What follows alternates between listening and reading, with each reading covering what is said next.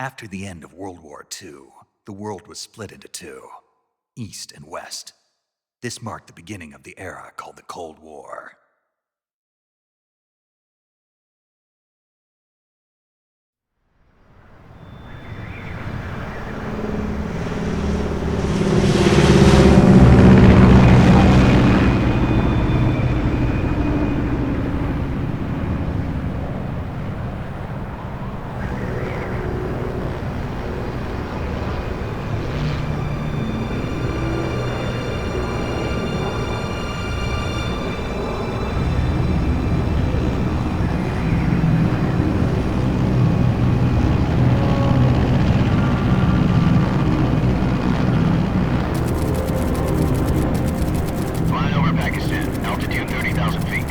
Approaching Soviet airspace. 20 minutes to drop off. Commencing internal depressurization. Equipment check. Arm main parachute. All right. You ready to go? Drop zone still showing a high pressure mass. Cav okay. Good. We've got high visibility.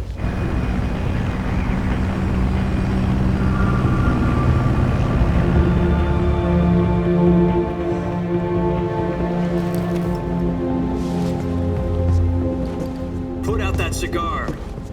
Connecting oxygen hose to interior connector. Put on your mask.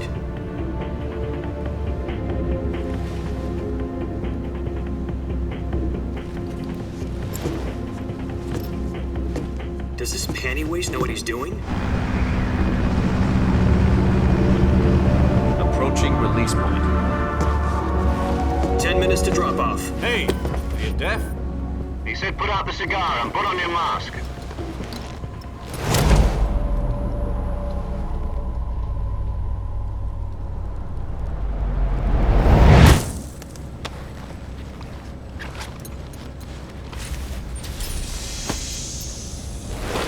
Depressurization complete.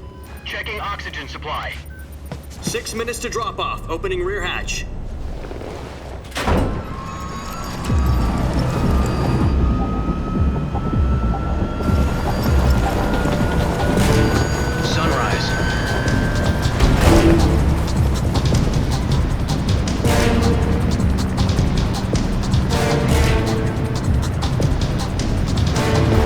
Temperature minus 46 degrees Celsius. 2 minutes to drop off. Stand up. You'll be falling at 130 miles per hour.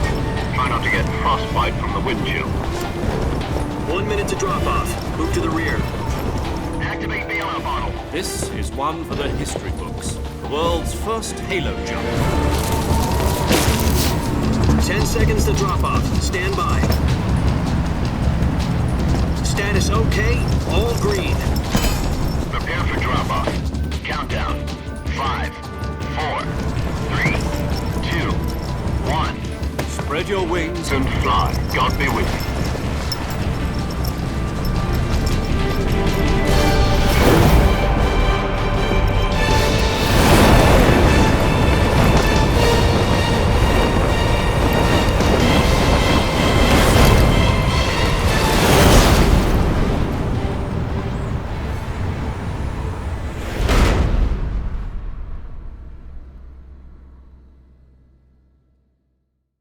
Jack, I've got some important news.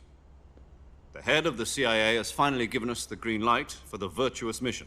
Virtual mission? No, the virtuous mission. The future of our Fox unit depends on it. If it succeeds, we'll be officially organized into a unit. Virtuous mission? Sounds like some kind of initiation ritual. You know, don't get cocky. This isn't a training op. Right. So what exactly is this wonderful mission? Well, about 2 years ago, a certain Soviet scientist requested asylum in the West through one of our moles. His name is Nikolai Stepanovich Sokolov. He's head of the OKB-754 Design Bureau, one of the Soviets' top-secret weapon research facilities, and the East's foremost expert on weapons development. Sokolov? Isn't he that famous rocket scientist? The very same. On April the 12th, 1961, the Soviets achieved the first manned spaceflight in history. The Earth was blue, but there was no God. Well spoken. The rocket that carried Yuri Gagarin to orbit was the A-1, known as the Vostok rocket. Sokolov is said to be the man most responsible for the multi-engine cluster used in that rocket. After Gagarin's flight, Sokolov left rocket development to become the head of the newly established Design Bureau. From a lowly technician to head of a design bureau, that's quite a success story, so why'd he want to defect? It seems he'd become afraid of his own creations. Afraid? Call it a crisis of conscience. And for that, he left his country and his family behind and went over the fence? Not exactly. One of his conditions was that his family was also to be taken safely to the west. We used a mole to get the family out first and succeeded in sneaking Sokolov over the Berlin Wall shortly afterwards. I was the one who conducted the operation. The security on the eastern side was still full of holes back then. Then what?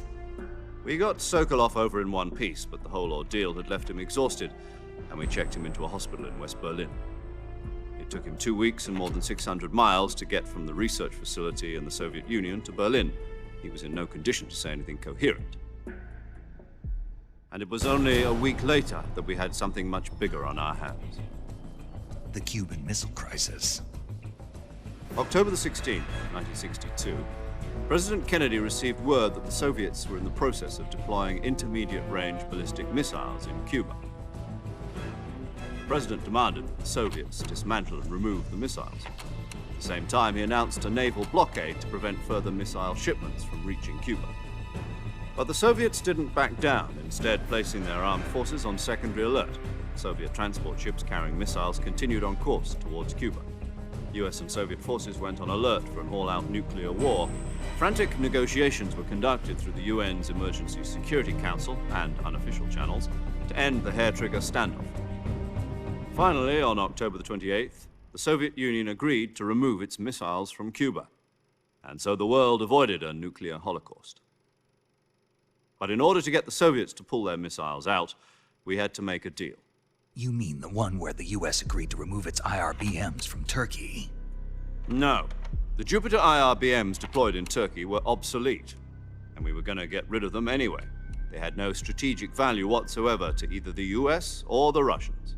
The Turkey deal was a ruse, a cover story that was fed to the other intelligence agencies around the world. So what did the Russians really want? Sokolov. They wanted us to return Sokolov. You mean the Soviets pulled out of Cuba just to get their hands on Sokolov? That's right. What the hell was he working on? At the time, we had no idea. We were running out of time. It was either give up Sokolov or risk full-scale nuclear war. In the end, we had no choice. President Kennedy gave in to Khrushchev's demand. The next day, I got Sokolov out of the hospital, handing him over to agents on the eastern side. Sokolov kept on screaming, "Save me," until he disappeared from my sight. Then a month ago, we received some new information from one of our moles. About Sokolov? Yes. He was taken back to the research facility and forced to continue working on the weapon in question under KGB supervision. What's more, it's on the verge of completion. So what kind of weapon is it? Something to do with space rockets? No, missiles. Same technology. I guess you're right. We don't know the details, but it appears to be a new kind of nuclear device. For half a year now, the Soviets have been conducting frequent nuclear tests at Semipalatinsk. Something to do with the weapon, I assume. We're talking about a secret weapon so big that Khrushchev was ready to pull out of Cuba to get it back. Is Sokolov still in the facility? No. According to our intelligence, he's in Selinoyarsk, a place in the mountains about 3 miles to the west that's known as the Virgin Cliffs. The Virgin Cliffs. Nice name for a virtuous mission. They moved him there just recently. Why? Apparently, they're conducting a field test of the weapon, but it's our best chance to get him back. This mission would never have been possible if he was still in the research facility. This is our last chance. Sokolov must have known that too when he contacted us.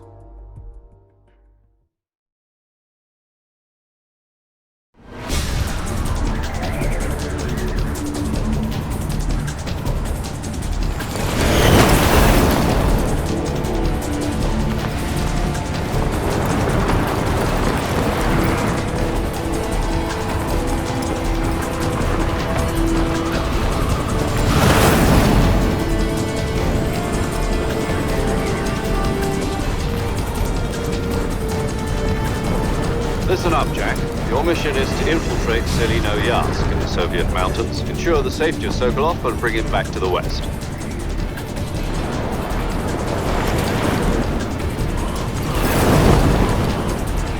If we don't get Sokolov back before that weapon is complete, we'll be facing a major crisis. The clock is ticking.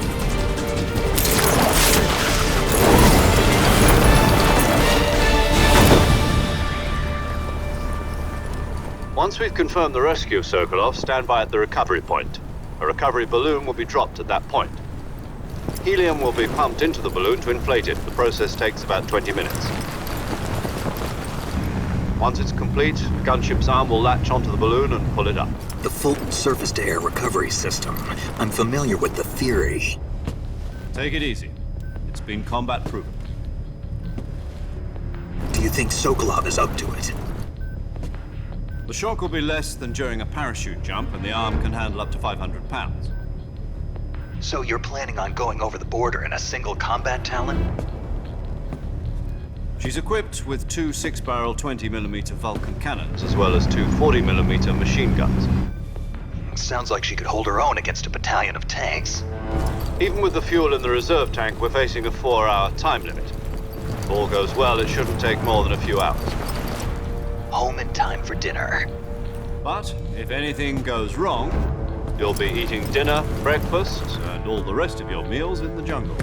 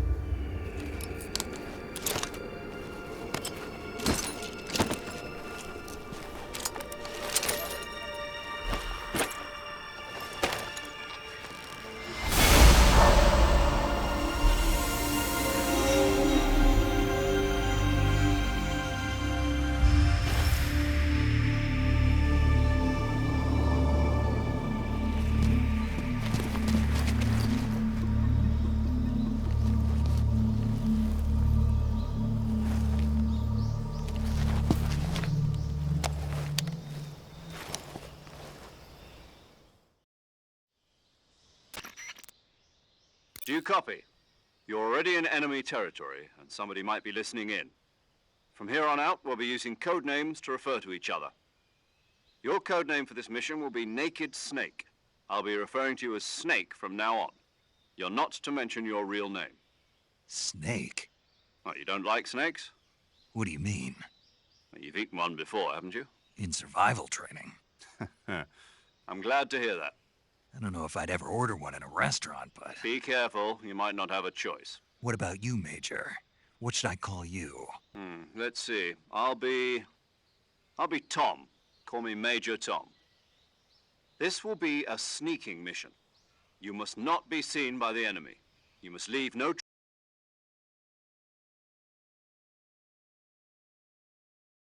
trace of your presence. Is that clear? This kind of infiltration is the Fox unit's speciality. In other words, weapons and equipment are procured on site. That goes for food as well. You're completely naked, just as your name implies. Great.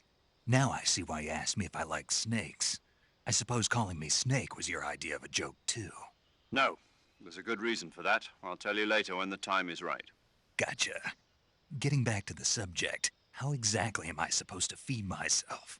You've been issued a knife and a tranquilizer gun. Use them to hunt for food. You'll also find some medical supplies in your backpack. Yeah, about the backpack. I lost it in a tree on the way down. I see. Well, you'd better go back and get it then. You know where it is? No problem. I can see it from here. It's stuck on a branch.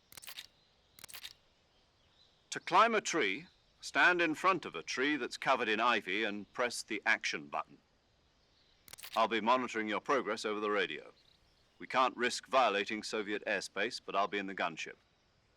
My frequency is 140.85. I'll give you a call if I need to talk to you. If you need to talk to me, use the send function. Okay, Snake, go get your backpack.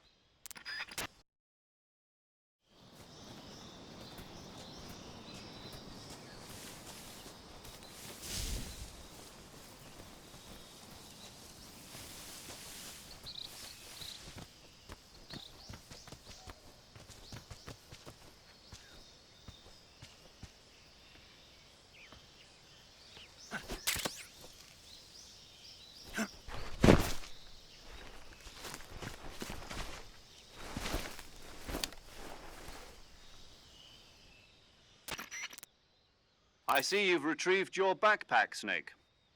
To equip a weapon, it's necessary to take it out of your backpack. In the survival viewer, choose Weapon from the backpack. Your available weapons will be displayed in a list on the screen. From that list, choose the weapon you want to equip and press the Enter button. For other equipped items, just do the same thing from Item. Got it. Use the survival viewer backpack.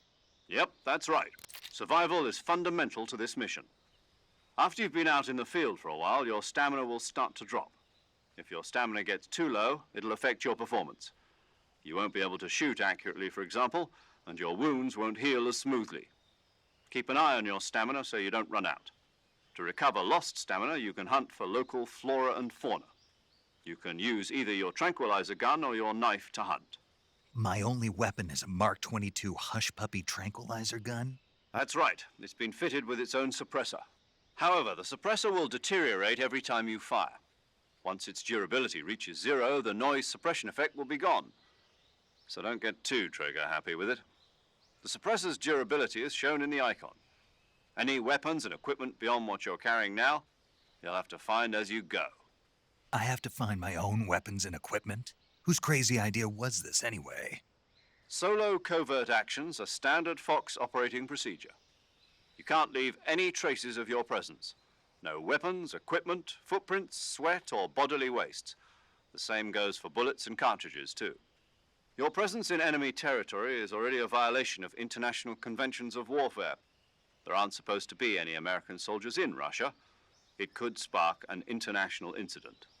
You can't let anyone see you. You can't let the enemy know you're there. This is a stealth mission. You're a ghost, Snake, in every sense of the word.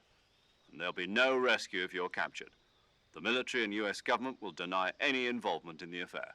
Then I'll just have to take care of myself, huh? I'm afraid so. You've been given a fake death pill for that purpose. SIS guidelines stipulate that soldiers on covert ops like this one be issued a potassium cyanide capsule. Tape it to your body so you can take it when you need to. How generous of you. Use it if you're taken prisoner by the enemy. It'll send you into a state of false death for a short time. Fooling them into thinking that I'm really dead. So how do I come back to life? Just take the revival pill. You mean that thing they put in my tooth before the mission? That's the one. But be careful.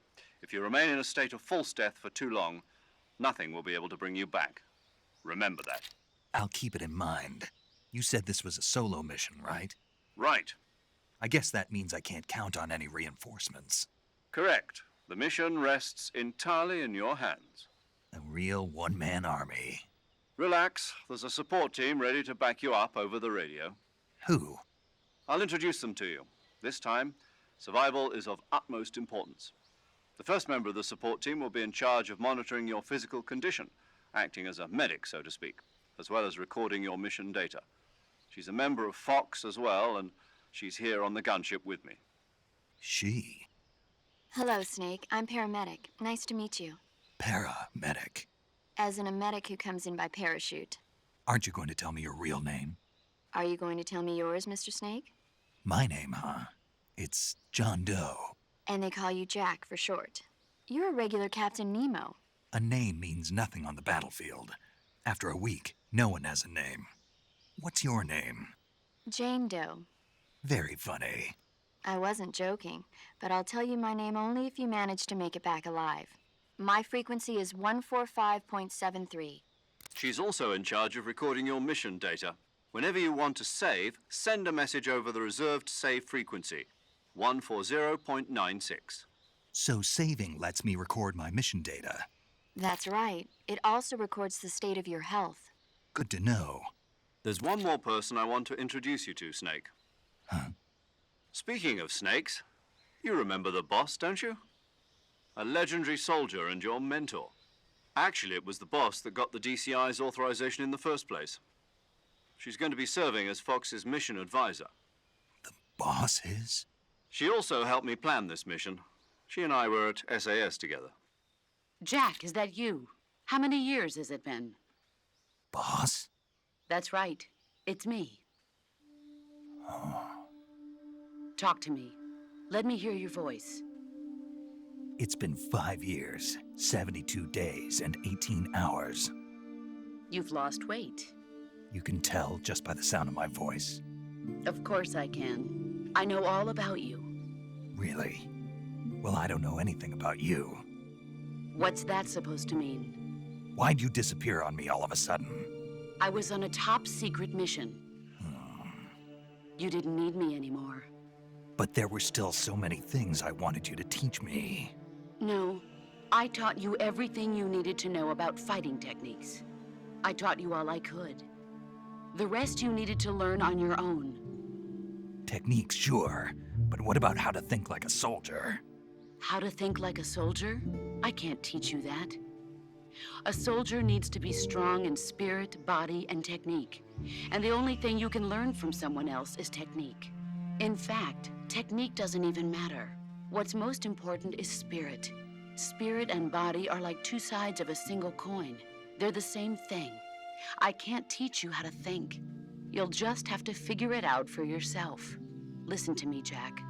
Just because soldiers are on the same side right now doesn't mean they always will be. Having personal feelings about your comrades is one of the worst sins you can commit. Politics determine who you face on the battlefield. And politics are a living thing. They change along with the times. Yesterday's good might be tomorrow's evil. Is that why you abandoned me? No, it had nothing to do with you. I already told you, Jack. I was on a top-secret mission. A soldier has to follow whatever orders he's given. It's not his place to question why. But you're looking for a reason to fight. You're a natural-born fighter, but you're not quite a soldier. A soldier is a political tool, nothing more. That's doubly true if he's a career soldier. Right and wrong have no place in his mission. He has no enemies and no friends. Only the mission. You follow the orders you're given. That's what being a soldier is. I do whatever I have to get the job done. I don't think about politics. That's not the same thing. Sooner or later, your conscience is going to bother you. In the end, you have to choose whether you're going to live as a soldier or just another man with a gun. There's a saying in the Orient, loyalty to the end. Do you know what it means? Being patriotic. It means devoting yourself to your country. I follow the president and the top brass. I'm ready to die for them if necessary. The president and the top brass won't be there forever.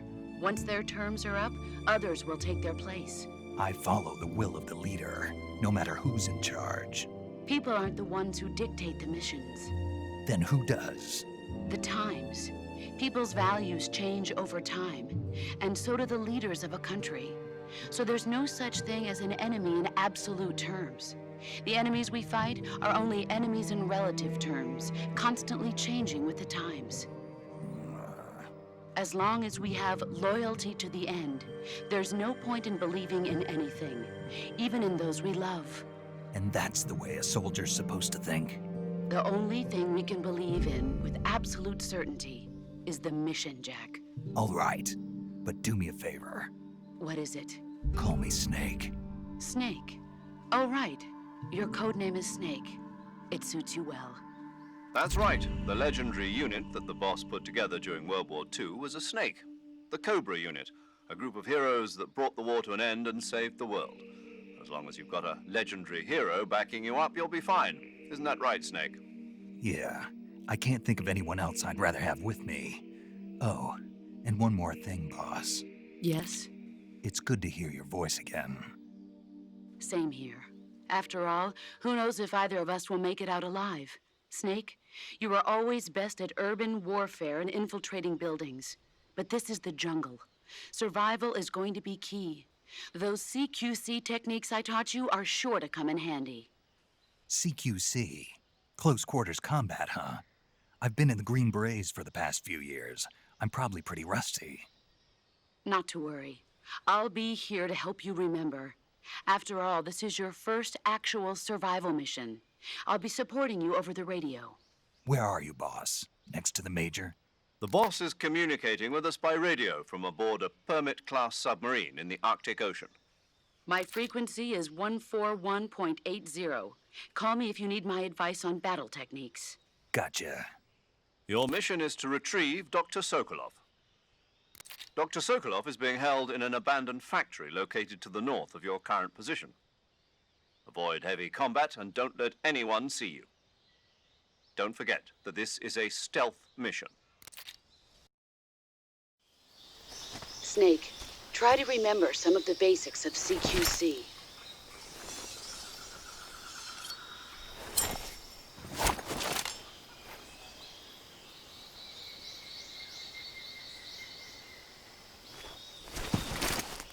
Commencing virtuous mission now.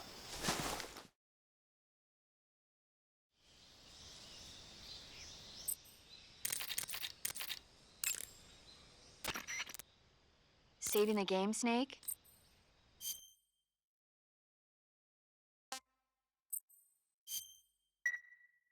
Hey, Snake, you